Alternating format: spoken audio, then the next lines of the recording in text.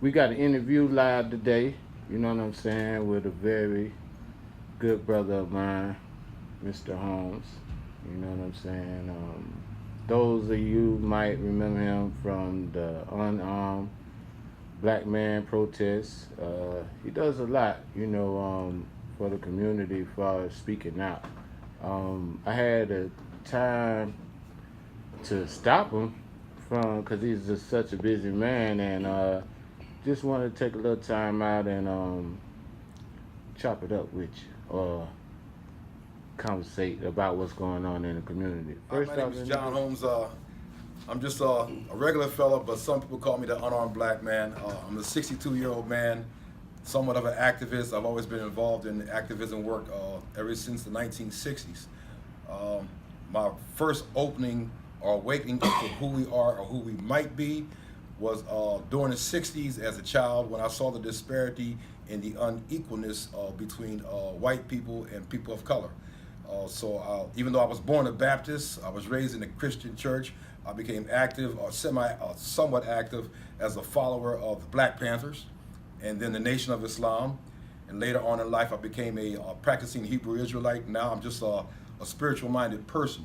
I believe in equality for everybody, but in particular, our people suffer the most. We're at the bottom of the social economic platform, so therefore we suffer the most. Okay. And so that's my epitome of what I try to push is equality for all, but with us, most definitely for us. Okay. What else you got coming up in the hereafter? Okay, that's a good question. Right now, the big thing coming up is called Silent Voices. Let me back it up. First of all, by choice, I'm a homeless man. I sleep in a tent in the woods right down here in Columbia. It's what they call urban trespassing. But one of the things that we do with the organization that I helped form called Homeless Helping Homeless of Columbia, it's a nonprofit 501c3 organization, is we try to get rid of the negative stereotype of how the homeless people are viewed and also how they act. And right now, our crown jewel that we do every year, besides the other projects, is a thing known as Silent Voices. Silent Voices is a show that we put on every year at the TAPS building on Main Street here in Columbia. And it's a sold-out performance while the homeless show off their talent, everything from song, comedy, dance, poetry, and it lets people know that we're somebody too. And then the money that is raised, it goes to the homeless performance. Suggested donation is $10, by the way. Okay, and where is that going to be located at? At the TAPS building here on Main Street. I have some of the flyers. I don't have the address in my right on my head, but it's right across on the corner of Main Street and Laurel in downtown Columbia, South Carolina. Okay, I'll post that for you on this interview. All right, I got a quick question for you. How you feel about the community now for the youth and where they're headed at? That's a good question too. Okay, most definitely, first of all, the children are our future. And if the people who are supposed to be our community leaders don't get involved and lead by example, then the youth can definitely be in trouble. When I talk to the young people, I try to go ahead and listen to what they have to say first, because they are the future and they do have their own ideas. And then I try to relate my experiences to them, okay, and how I might have got to the other side of something. I don't try to go ahead and lecture. I don't try to go ahead and browbeat the youth, but it's good to get involved with the youth, whether it be community activism as far as running a community like a recreation center, whether it's the Boy Scouts or the Girl Scouts. You have to give the children something to do, because if you don't give them something to do, then the streets are going to give them something to do. Okay, and believe me, the system is waiting for them. One of the biggest things that I see is that a lot of our youth have a tendency, well, not a lot, some of the youth have a tendency to go ahead and feel that there is no hope, so they want to go ahead and step out on their own without the basic fundamentals. Unfortunately, we're in this system, and this system is based on systemic racism, okay? So if we don't have the basic fundamentals, we can't even get our foot in the door. And the basic fundamentals in this system is you got to have a high school diploma or you got to have a GED. You know, one person told me that, well, I ain't going up there flipping no burgers. Okay, yeah, but do you have a resume? Do you have a working resume? Do you have any job skills? How you going to go and try to say you want a job making $15 an hour, but you have no work history and no job skills? You have to have the fundamentals, and it's up to the adults to go ahead and help the young people get those fundamentals. That's right.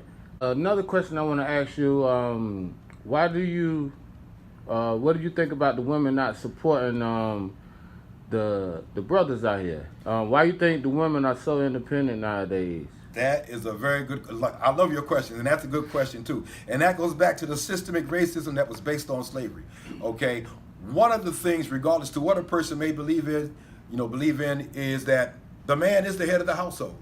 And when they, back on the plantations, the highest, even though you had the field Negro and the house Negro back then, the highest ranking Negro on the plantation wasn't the butler, it was the house mammy.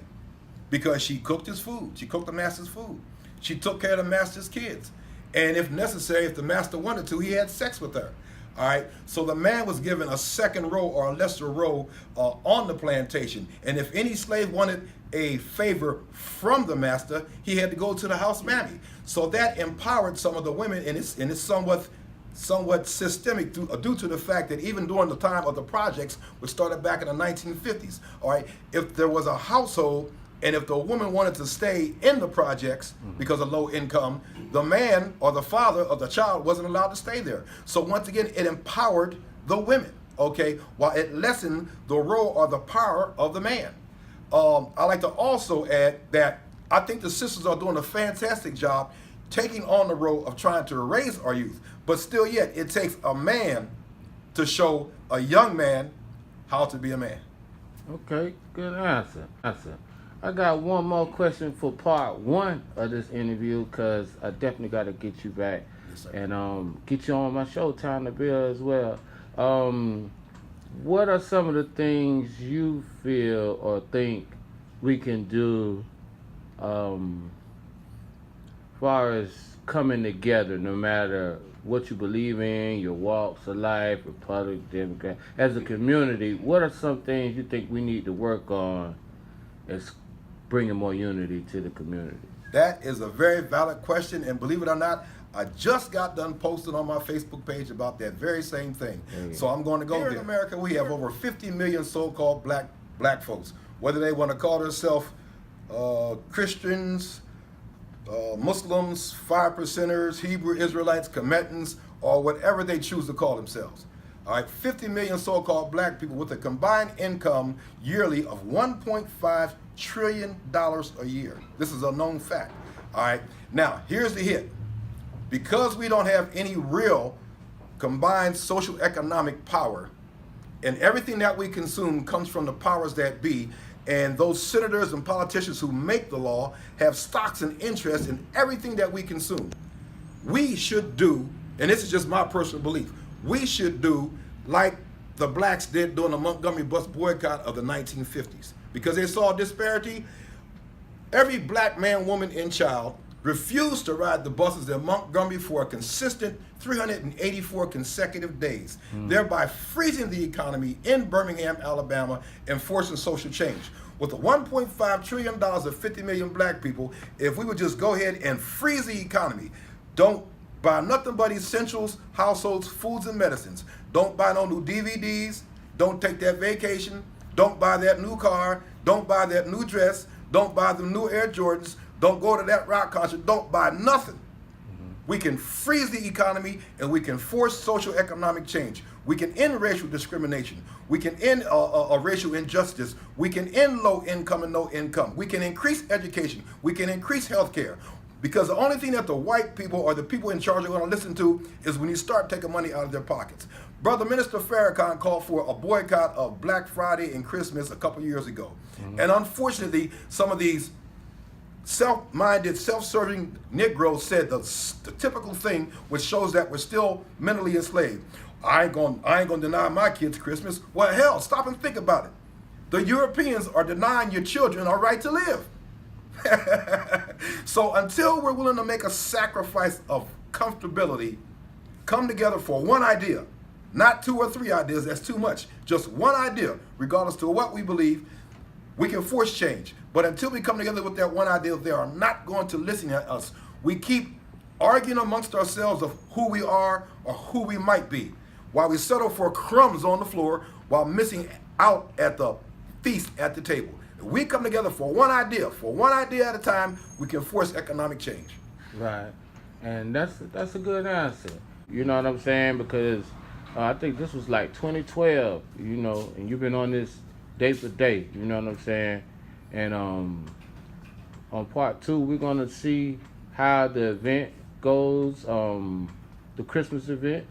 And I will be making sure I get some of the footage out there and see if I can get some of you and some of the others to speak on these topics we talking about. Yes, sir. You know, is there any last minute shout outs or messages you want to give to people before we end? I'd like to give a small shout out, okay, first of all, to my brother, man. Thank you for having me for this interview. Stroy's Barbershop, by the way, is a fantastic place to come get your haircut, people, okay? I need to say that.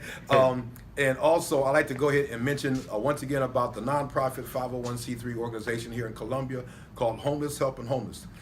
Our mission statement and our goal statement. Our mission is to get rid of that negative stereotype of how homeless people are viewed and also how they act. And our goal is to present ourselves as respectable, responsible, productive citizens of this community and let people know that we are somebody and that we are employable.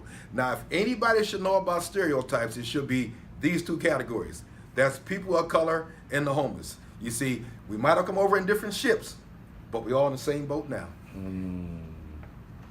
Thanks, Mr. Holmes. And y'all will be on the lookout for part 2. Yes, sir. Yes, sir. Thank you. Thank you.